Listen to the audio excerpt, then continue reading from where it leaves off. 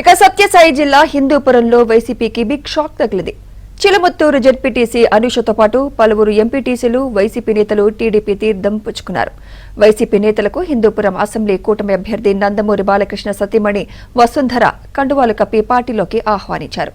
రాబోయే రోజుల్లో హిందూపురం నియోజకవర్గంలో వైసీపీ ఖాళీ అవుతుందని జెడ్పీటీసీ అనూష వెల్లడించారు. నందమూరి బాలకృష్ణను అఖండ మెజార్టీతో గెలిపిస్తామని స్పష్టం చేశారు.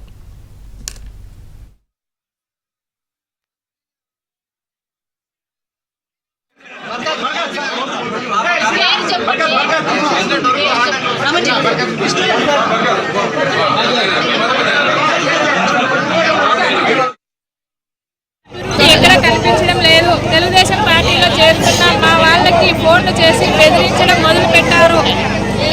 మా ఇంటి దగ్గరికి కొంతమంది రౌడీలు ఒకళ్ళకు రాత్రిలో పంపించి బెదిరించాలని చూస్తున్నారు. వారందరికీ ఒకటే చెప్తున్నాం, మీ బెదిరింపులకు ఇక్కడ ఎవరు భయపడరు.